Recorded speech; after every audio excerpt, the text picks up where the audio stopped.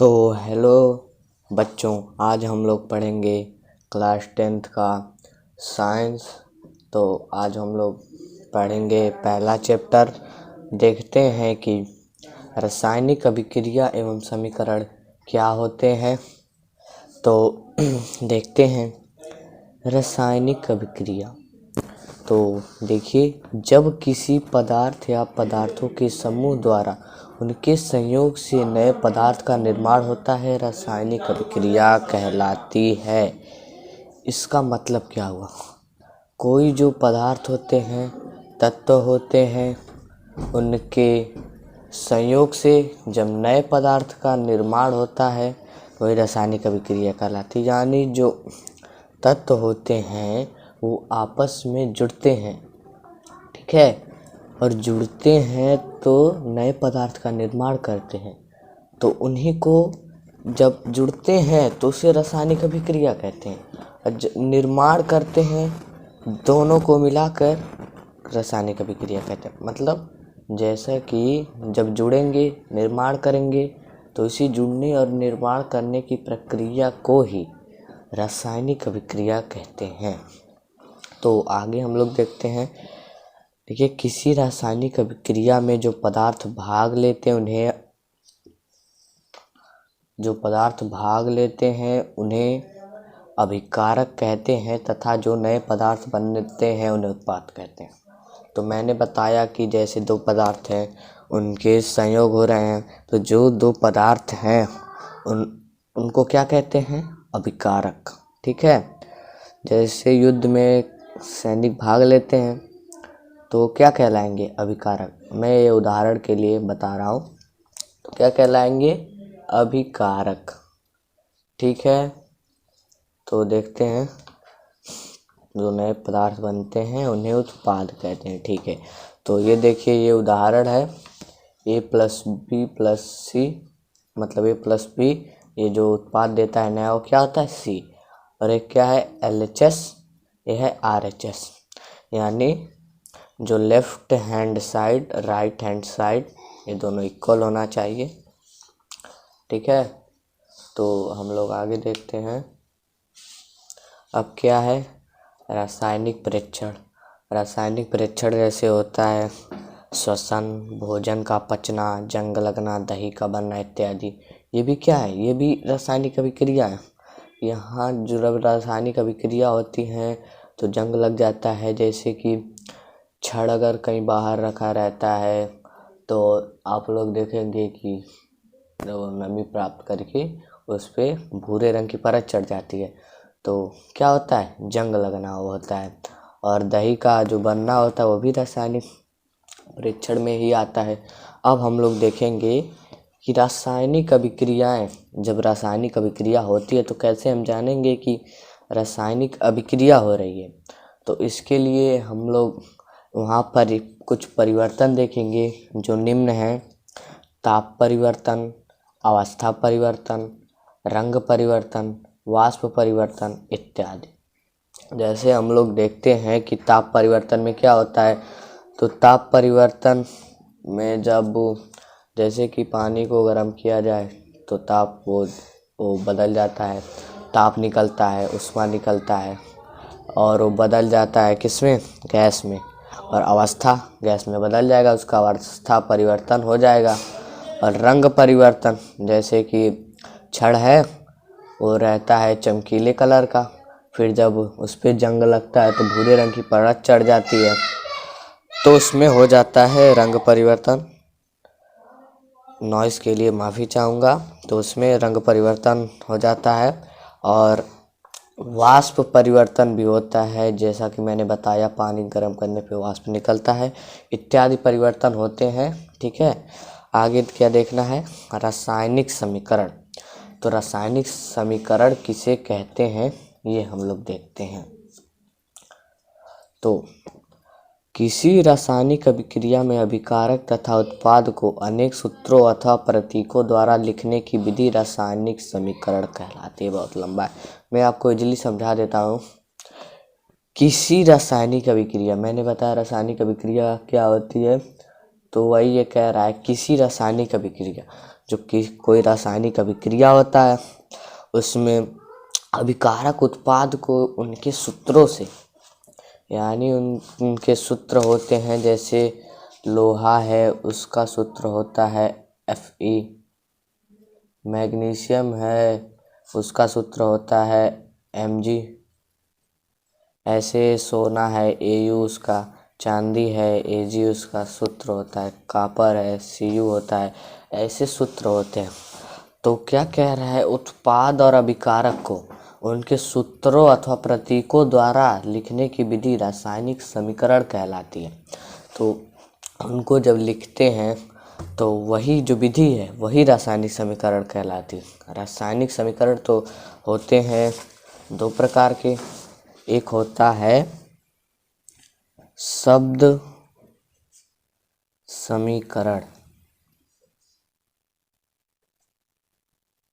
एक होता है शब्द समीकरण और दूसरा होता है प्रतीक समीकरण। ठीक है, दूसरा प्रतीक समीकरण, पहला होता है शब्द समीकरण, दूसरा होता है प्रतीक समीकरण। तो जो शब्द से लिखे जाते हैं जैसे कॉपर, तो लिखेंगे कॉपर प्लस सल्फ्यूरिक अम्ल, लिख लेते हैं सल्फ्यूरिक अम्ल।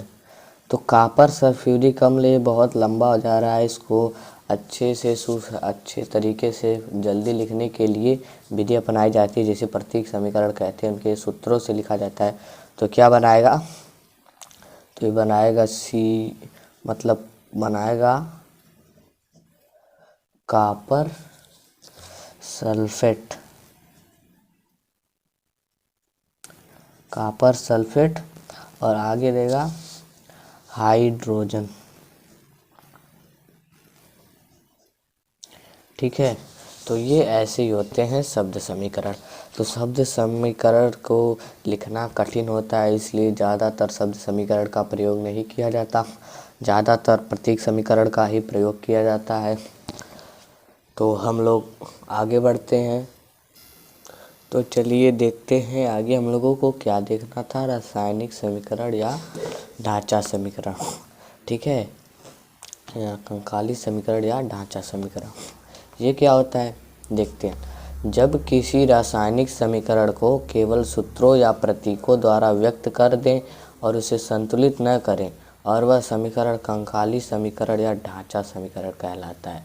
इसका मतलब जैसे हमने लिखा था CuSO4, तो वो संतुलित था।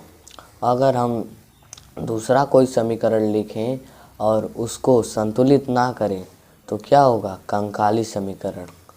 इसका मतलब है कि, रुकिए मैं आपको बताता हूँ, जैसा कि मैं आपको समझाता हूँ, Fe प्लस में H2O ये क्या बना देगा, Fe3O4 प्लस H2। ठीक है, Fe3O4 प्लस H2 बना देगा। तो ये देखिए यहाँ पर Fe जो है वो 1 है और हाइड्रोजन यहाँ पर 2 है, ऑक्सीजन 1 है, यहाँ पे ऑक्सीजन 4 है, Fe 3 है, यहाँ पर 1 है और हाइड्रोजन जो है वो तो संतुलित है। तो ऐसे ही लिखने की विधि क्या कहलाती है, ढांचा या कंकाली समीकरण, जो कि ये गलत है क्योंकि इसे संतुलित करना आवश्यक है। संतुलित करना क्यों आवश्यक है, अब इसे हम लोग देखते हैं। संतुलित करना क्यों आवश्यक है, रासायनिक समीकरण को संतुलित करना, तो देखते हैं रासायनिक समीकरण को संतुलित करना क्यों आवश्यक है, देखते हैं। देखिए, द्रव्यमान संरक्षण के नियम के अनुसार किसी भी रासायनिक अभिक्रिया में द्रव्यमान का न तो निर्माण होता है और न ही विनाश, अर्थात किसी अभिक्रिया में अभिकारक तथा उत्पाद के परमाणुओं की संख्या समान होती है।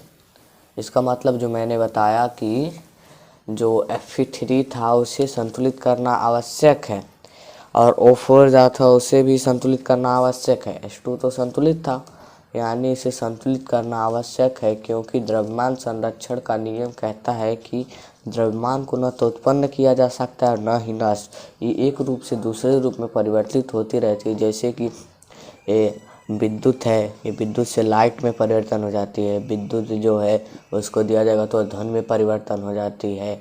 जैसे लाइट है, लाइट वो विद्युत में परिवर्तन हो जाती है। जैसे सौर ऊर्जा है, सौर ऊर्जा से जो लाइट आती है फिर वो विद्युत में परिवर्तित कर देता है। यानी द्रव्यमान कभी नष्ट नहीं होता, ये एक रूप से दूसरे रूप में परिवर्तित होते रहता है।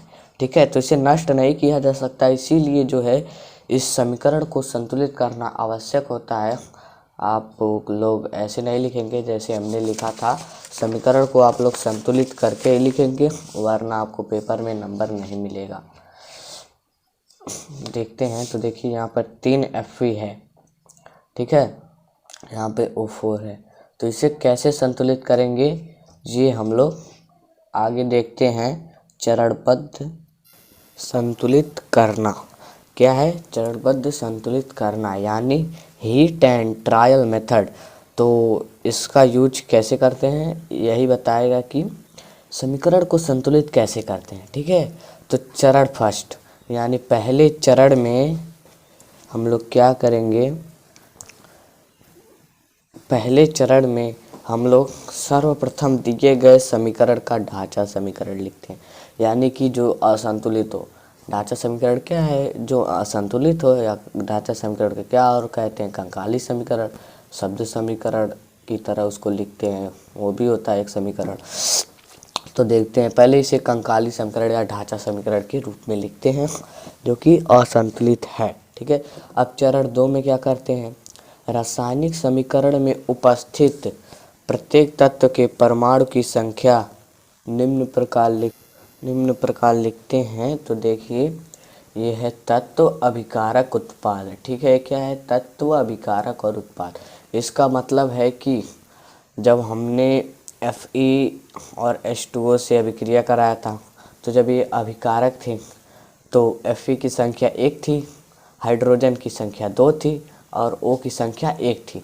और फिर जब ये उत्पाद बन गए तो देखते हैं, जब ये उत्पाद बन गए तो Fe3 हो गया, H जो है 2 था और O जो है 4 हो गया।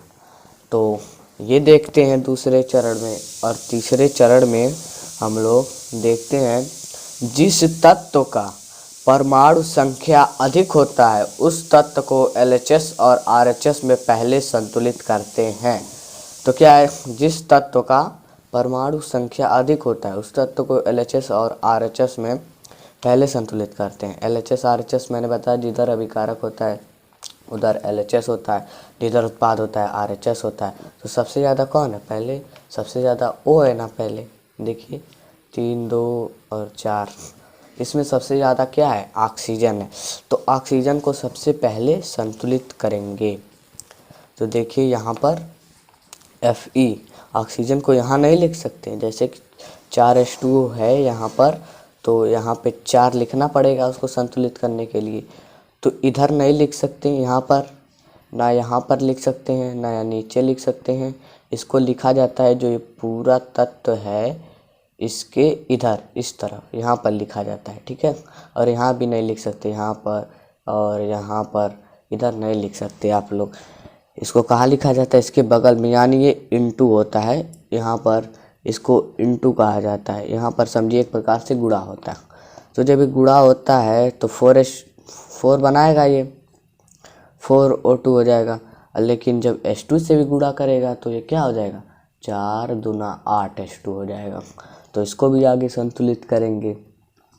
तो देखिए यहाँ पर ऑक्सीजन 4 था, सबसे पहले जो सबसे बड़ा है उसको हम लोगों ने लिख दिया, मैंने बता भी दिया, आप यहाँ नहीं लिख सकते, यहाँ भी नहीं लिख सकते, यहाँ पर लिखना होता है। ठीक है, फिर आगे देखते हैं। अब स्टेप 4 है हमारा, पुनः चरण 3 की तरह अन्य परमाणु को संतुलित करते हैं। पहले हमने 4 वाले को संतुलित किया, फिर 3 किसकी संख्या है, Fe की संख्या थी, तो Fe यहाँ पर 3 है। ठीक है, यहाँ पर 3 है तो यहाँ पर भी 3 होगा। मैंने बताया इधर नहीं लिख सकते हैं, आप लोग याद रखिएगा, पेपर में आपका गलत हो सकता है, इधर ही लिखना है। ये इंटू होता है एक प्रकार से, तो यहाँ पर इंटू हुआ। देखिए यहाँ पर भी इंटू आता, 4H2 8H2 हो गया था, और ये 4H4 तो था ही, तो यहाँ पर O4 देख सकते हैं। और Fe3 यहाँ पर भी 3, जो LHS है RHS दोनों बराबर दिख रहा है। यहाँ पर 8H2 था, तो यहाँ पर भी 4 से गुणा कर देंगे, 4 दूना 8। देख लेते हैं, यहाँ पर 8H2 है, ठीक है, और 4 ऑक्सीजन इधर है, 4 ऑक्सीजन इधर है, 4 से इसमें इंटू हुआ, और फिर देखते हैं Fe3 इधर है और 3 Fe इधर है, ठीक है। और आगे देखते हैं चरण 5। चरण 5 में क्या करना रहता है, अभिकारक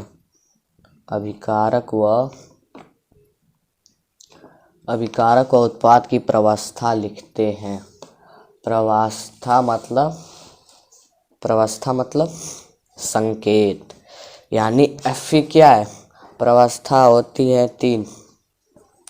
प्रवस्था कैसी होती है, प्रवस्था 3 होती है, नहीं प्रवस्था 3 होती है और एक एक्वस भी होता है साथ में। 3 प्रवस्था के साथ मैं बता देता हूँ, सॉलिड, लिक्विड एंड गैस, ठीक है। Solid, liquid and gas and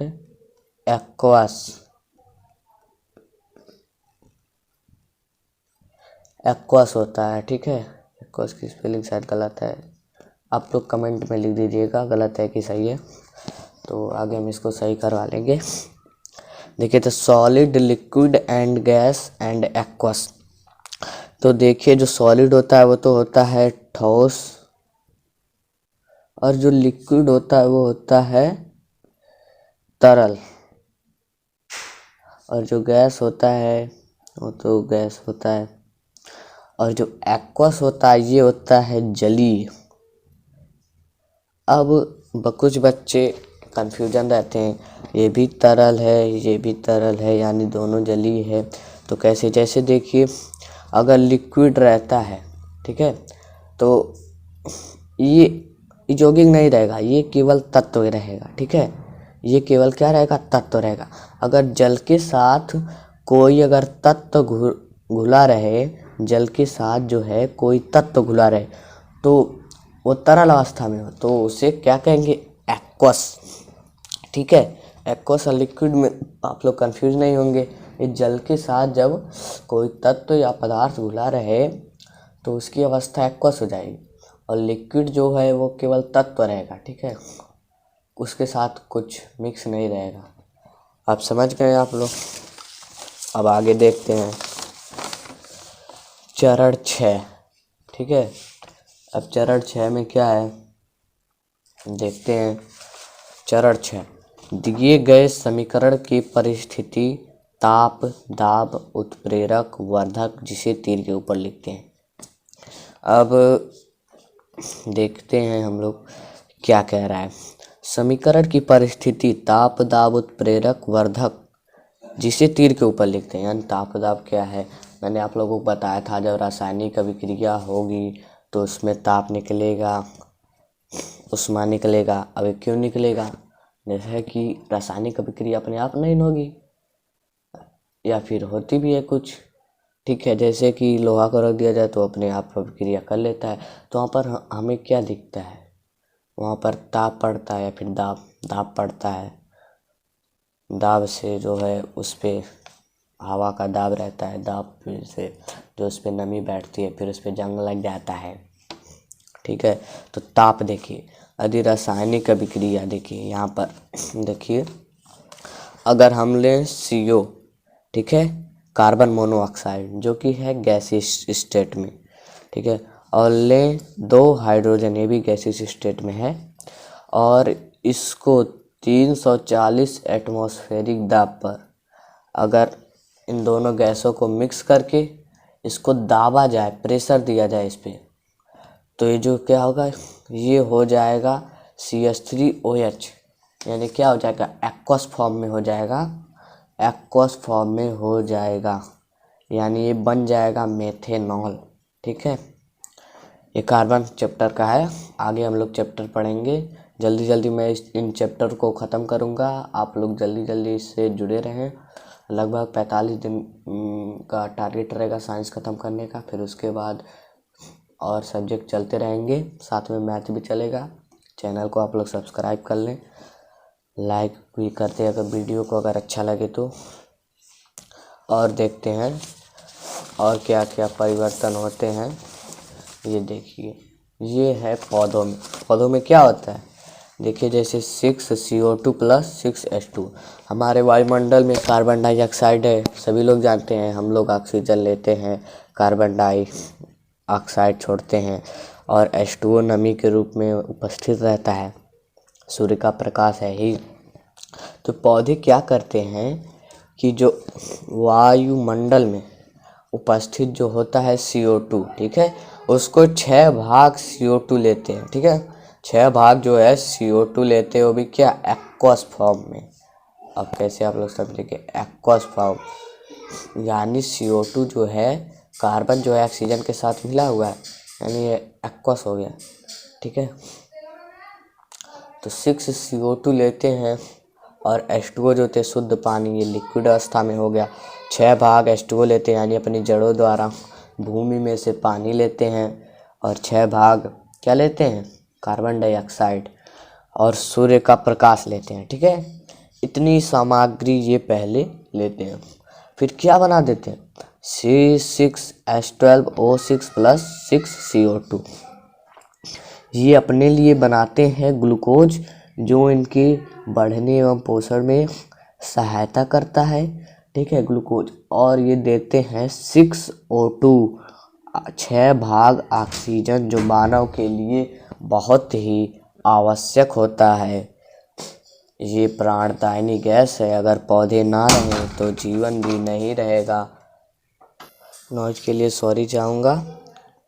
तो देखिए, 6CO2 जो है मैं बता रहा था, ये ऑक्सीजन जो है प्राणदायिनी गैस है, अगर ये ना रहे तो जीवन भी नहीं रहेगा, ठीक है।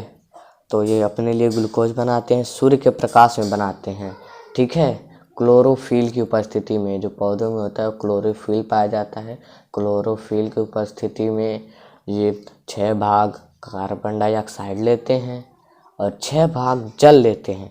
जल और कार्बन डाइऑक्साइड लेके ये क्या बना देते हैं, ग्लूकोज अपने लिए, और हम लोगों के लिए गैस जो है निकालते हैं,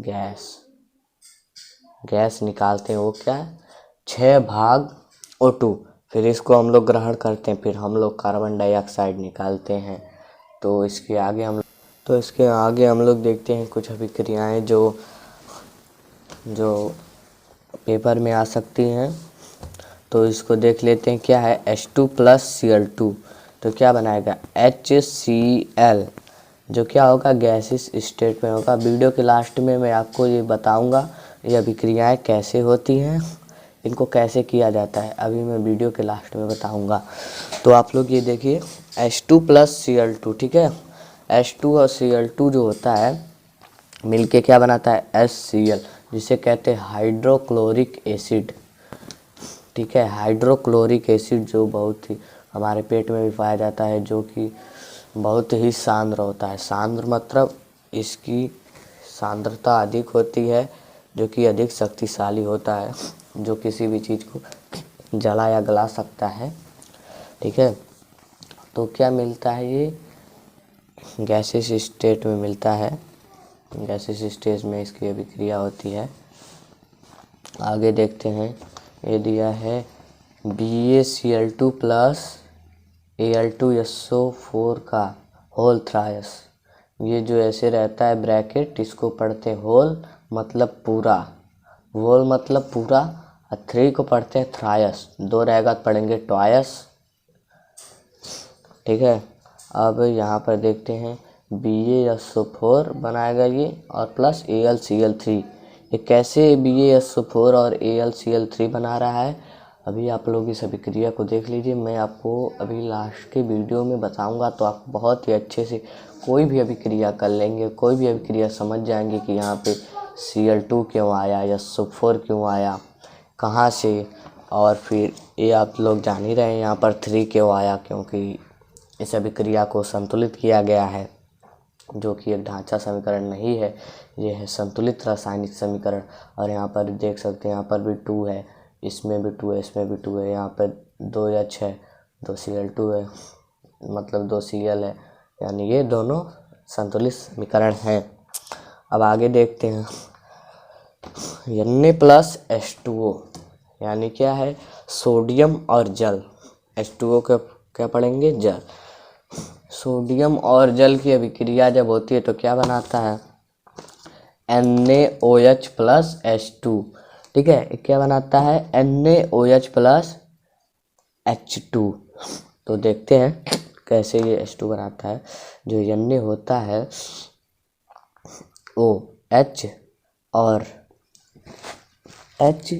O से अभिक्रिया करता है। ठीक है, H और O से अभिक्रिया करता है तो NaOH बना लेता है, और एक H बचता है तो एक H तो नहीं निकलेगा बाहर, तो ये H2 निकलता है, तो इसको संतुलित करना पड़ता है। तो देखिए यहाँ पर 2 Na करना पड़ेगा, क्योंकि यहाँ पर H2 जो है वो 2 है, यहाँ पर 1 है और यहाँ पर 2 है, ये 3 हो गए।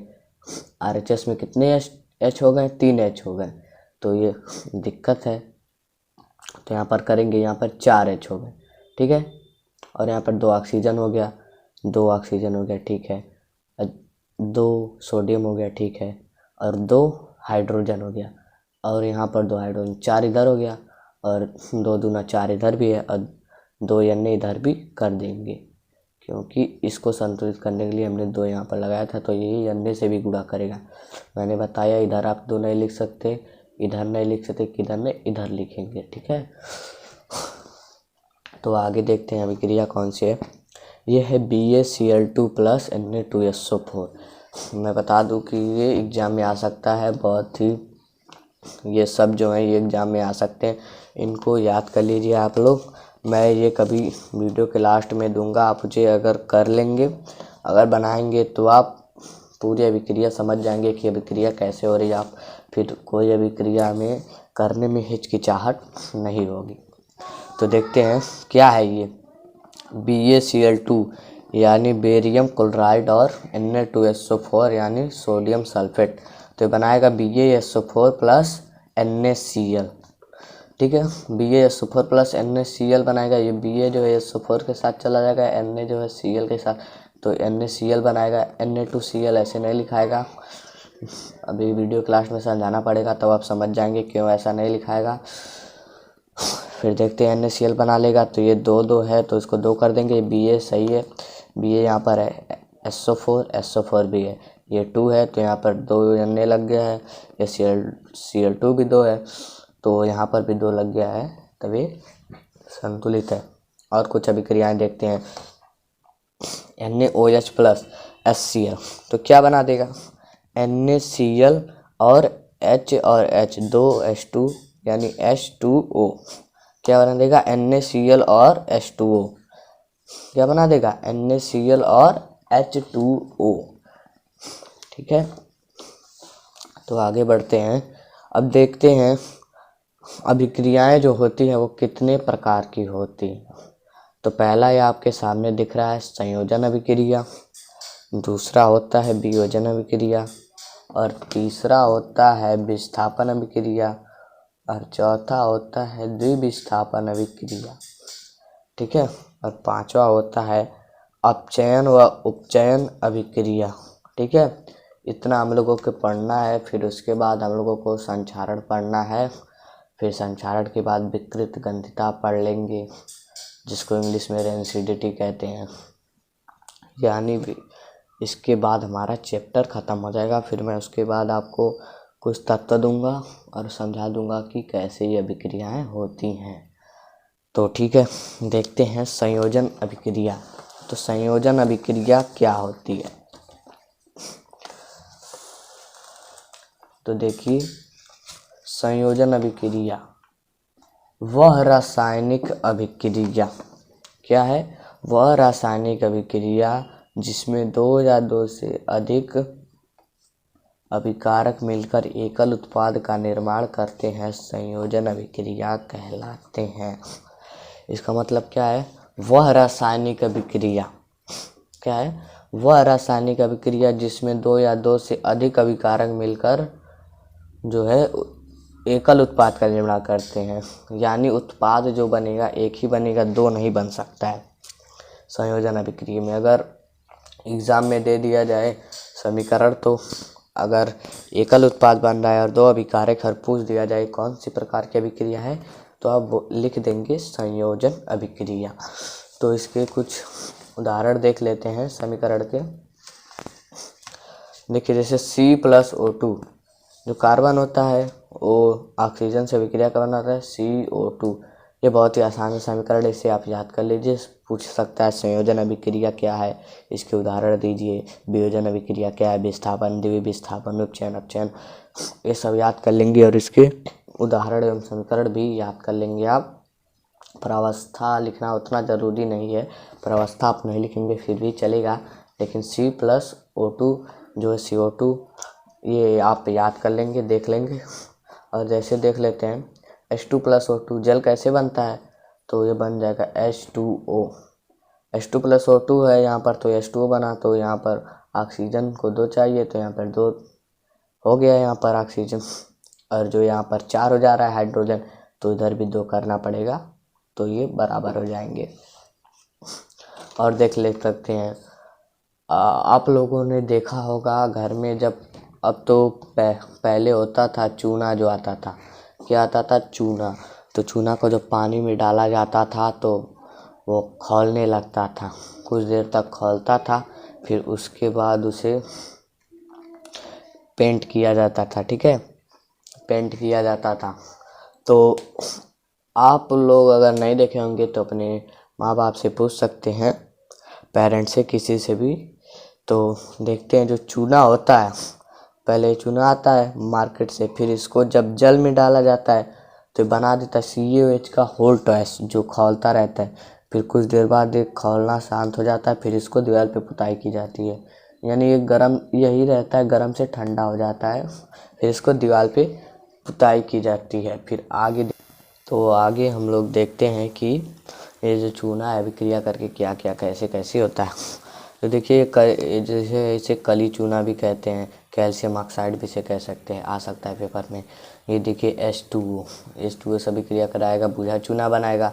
जब ये चूना जो है पानी में मिल जाता है OH का होल्टॉस बना लेता है, तो इसे क्या कहते हैं, बुझा चूना।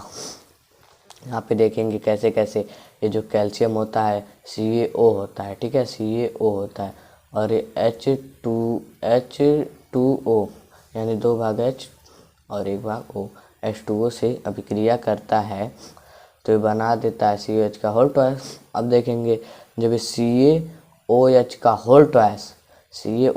होल्टॉस, ये 2 बार क्यों लिखा गया है OH, क्योंकि यहाँ पर होल्टॉस है, यानी इसे 2 बार लिख सकते हैं। Ca है, यहाँ पर OH है, प्लस CO2। अभी क्यों अभिक्रिया कर रहा है CaOH का होल्टॉस जो है CO2 से क्यों अभिक्रिया कर रहा है, क्योंकि जब इसको बना दिया जाता था, पानी में डाल के खौल जाता था, फिर इसको पेंट कर दिया जाता था दीवार पे। फिर जब दीवार पे पोत दिया जाता था इसको, फिर वायुमंडल में उपस्थित कार्बन डाइऑक्साइड से ये अभिक्रिया कर लेता था। ठीक है, अभिक्रिया कर लेता था और बना देता था CaCO3 कैल्शियम कार्बोनेट। इसको कहते हैं संगमरमर और चूना पत्थर भी कहते हैं इसको। पेपर में आ सकता है कैल्शियम कार्बोनेट का सूत्र लिखिए, या फिर CaCO3 दे देगा, कह देगा कि इसका रासायनिक नाम लिखिए, तो आप इसे लिख सकते हैं कैल्शियम कार्बोनेट। या फिर संगमरमर लिख देगा, बोलेगा इसका सूत्र लिखिए, या फिर चूना पत्थर लिख देगा, बोलेगा इसका सूत्र लिख दीजिए। तो क्या आप लिखेंगे, कुछ भी आए आप लिखेंगे ये CaCO3। ठीक है, और CaCO3 जो होता है वो दीवार पे जब लगता है तो चमकने लगता है। आप देखे होंगे या फिर अपने माँ बाप से पूछ लेंगे कि जब वो चूना लगता था तो दीवार पे लगता था तब नहीं चमकता था, फिर जब वो CO2 से अभिक्रिया कर लेता है वायुमंडल में उपस्थित, फिर वो सूख जाता है। क्या होता है, सूख जाता है, जैसे उसको दीवार पे टच करने पर उस पर हाथ में नहीं लगता, यानी सूख जाता है वो। जब सूख जाता है तो क्या बना लेता है, CaCO3 बना लेता है। ठीक है। तो CaCO3 बना लेता है तो क्या होता है, चमकने लगता है, जिसे कैल्शियम कार्बोनेट, संगमरमर और चूना पत्थर कहते हैं। अब देखिए क्या यहाँ पर लिखा गया है, आप लोग नोट्स भी बनाते चलेंगे तो अच्छा रहेगा और आप इसे याद कर लेंगे। हम जल्दी जल्दी विज्ञान ख़त्म करा देंगे। वीडियो लास्ट तक देखें, लास्ट में कुछ आप लोगों के लिए है जिससे आप लोग अभिक्रिया कराने में आसानी होगी। तो देखते हैं क्या लिखा है। जब बुझे हुए चूने से दीवारों की पुताई की जाती है तो वातावरण में उपस्थित CO2 से क्रिया करके परत बना देता है, जो 2 या 3 दिन बाद में सूखने के पश्चात चमकने लगता है। वही लिखा है ये जो मैंने अभी आपको बताया है। 2 या 3 दिन में जब ये अच्छे सूख जाता है तो ये दीवार क्या होती है, चमकने लगती है। ठीक है, तो आगे हम लोग देखते हैं। अब यहाँ पर लिखा है कुछ संयोजन अभिक्रियाएं ऊष्माक्षेपी होती हैं। ये ऐसा क्यों कहा है ये कुछ संयोजन अभिक्रियाएं ऊष्माक्षेपी होती हैं? क्योंकि जो संयोजन अभिक्रियाएं होती हैं उसमें ऊष्मा जो है, ऊष्मा निकलता है, ऊष्माक्षेपी। इसका अर्थ है कि ऊष्मा जो है वो निकल जाता है, उसको विक्षेपित कर देता है, ऊष्मा निकालता है। मैंने आपको बताया जब CaO को H2O से विक्रिया कराएंगे तो CaOH बनेगा, यानी जब वो खौलता है तो उसमें क्या निकलता है, ऊष्मा निकलता है, भाप निकलता है। ठीक है, जो मैंने ये COH का उल्टा CaCO3 ये अब सभी अभिक्रियाएं बताएंगे संयोजन अभिक्रिया ही थी।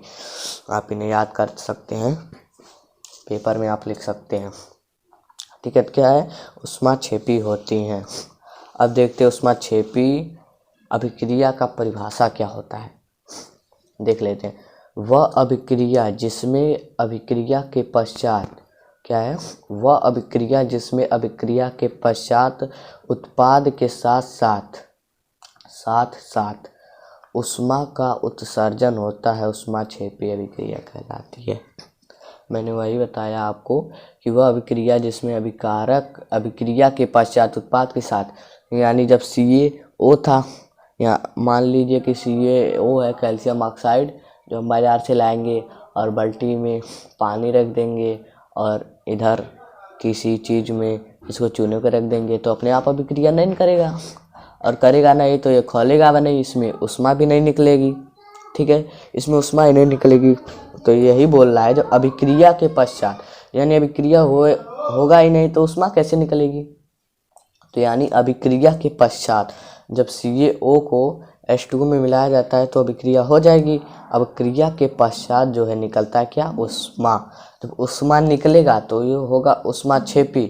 और एक और अभिक्रिया होती है जब ऊष्मा ग्रहण करेगा, ऊष्मा ग्रहण करके जो है अभिक्रिया होगा तो उसे कहेंगे ऊष्मा शोषी अभिक्रिया। आगे है वो, आगे हम लोग देखते हैं। अब देख लेंगे मीथेन का दहन। ठीक है, तो देखते हैं मीथेन का सूत्र क्या होता है, CH4। क्या होता है मीथेन का सूत्र, CH4 और प्लस में O2। CH4 को O2 यहाँ पर क्यों लिखा जाता है, जब दहन होता है या फिर कुछ जलता है तो वहाँ पर O2 लिखा जाता है, क्योंकि ऑक्सीजन नहीं रहेगा तो कोई चीज़ जलेगी ही नहीं। क्या होगा, कोई चीज़ जलेगी ही नहीं। आप प्रैक्टिकल कर सकते हैं, जैसे मोमबत्ती को जलाकर एक बोतल में रख दीजिए और उस बोतल को ढक्कन बंद कर दीजिए, तो क्या होगा, वो जलेगा ही नहीं, यानी वो ऑक्सीजन नहीं पाएगा। उस बोतल में जितना ऑक्सीजन रहेगा वो तुरंत जलेगा, और कार्बन डाइऑक्साइड होगा तो नहीं जलेगा।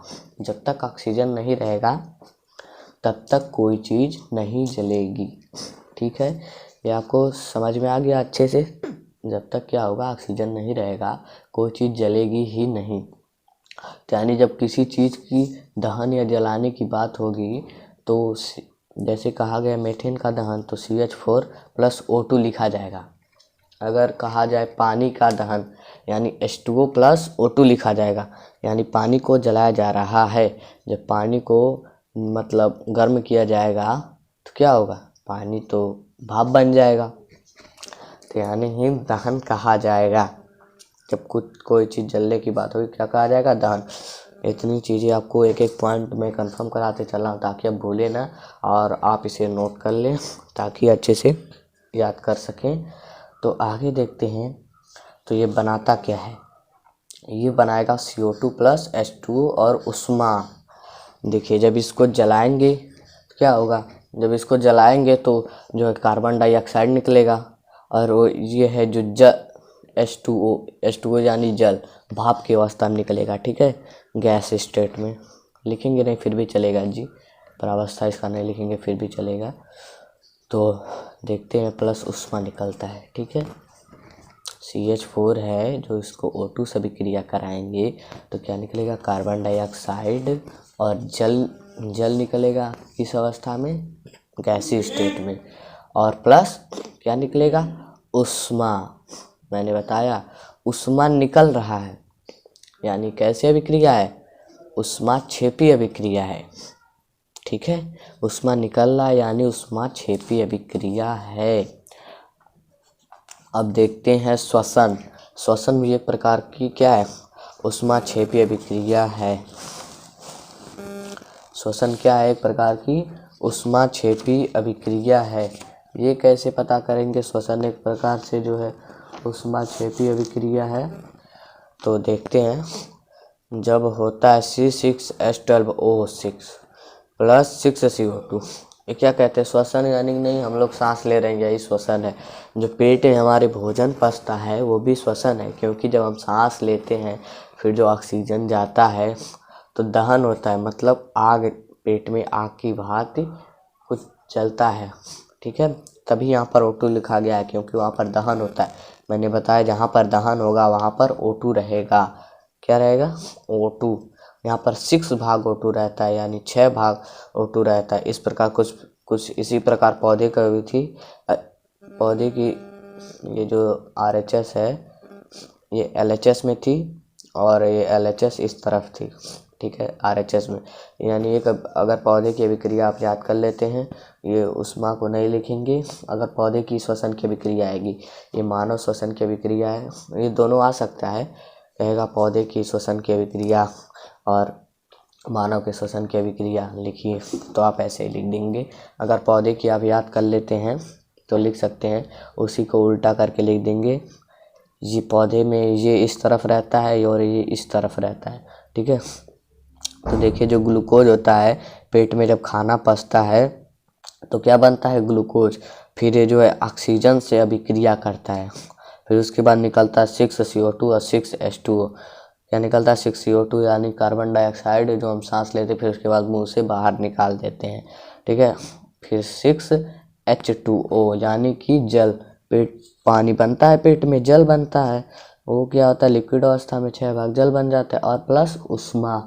आप जब खाना खा लेंगे तो उसके 5-10 मिनट बाद अपने पेट को टच कीजिएगा तो देखिएगा वो खाना खाने के बाद वो गरम गरम रहता है पेट, यानी उसमें दहन होती है, तो उष्मा भी निकलता है पेट में, लेकिन हमें पता नहीं चलता, क्योंकि पेट में कुछ ऐसी थैलियाँ होती हैं जिनकी जो उसे रोक लेती हैं और जलने नहीं देती। ठीक है, अब देखेंगे हम लोग वियोजन या अपघटन अभिक्रिया।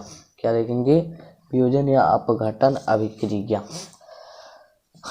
तो वियोजन या अपघटन अभिक्रिया ये दूसरा था, पहला था संयोजन अभिक्रिया, अब दूसरा है वियोजन अभिक्रिया। तो वियोजन अभिक्रिया को एक नाम से और जानते हैं अपघटन अभिक्रिया। अगर पेपर में पूछ दे अपघटन अभिक्रिया क्या है तो आप कंफ्यूज नहीं होंगे, तो आप समझ जाएंगे तुरंत ये वियोजन अभिक्रिया है, और आप इसे लिख सकते हैं पेपर में तुरंत। क्या लिखेंगे आप लोग पेपर में, जब कोई अभिकारक एक से अधिक, क्या, जब कोई अभिकारक एक से अधिक उत्पाद देता है तो वह अभिक्रिया क्या कहलाती है, वियोजन अभिक्रिया कहलाती है।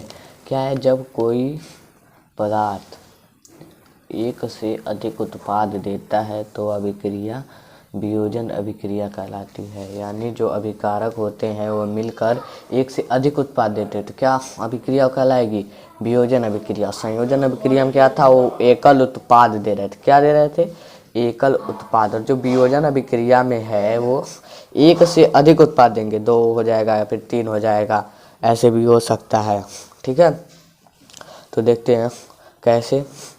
जैसे CaCO3 है यानी कैल्शियम कार्बोनेट, जो दीवार पे अब जम गया है।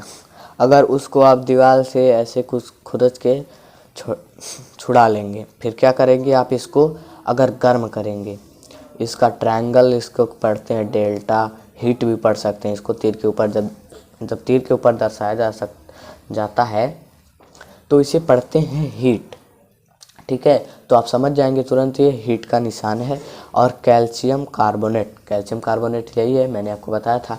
जब इसे हीट किया जा सकता है, मतलब हीट किया जाएगा तो क्या बनाएगा, ये बनाएगा CO2 प्लस CaO, यानी कि जब ये दीवार पे बताएगा CaO प्लस CO2 से COH का होल प्लस CO2 से जब ये होता है तो ये बना लेता है CaCO3, और जब CaCO3 को गर्म करेंगे तो ये बना लेगा CO2 प्लस CaO यानी कैल्शियम ऑक्साइड, यानी CO2 ये जो रहेगा उड़ जाएगा और ये CaO कैल्शियम ऑक्साइड बन जाएगा।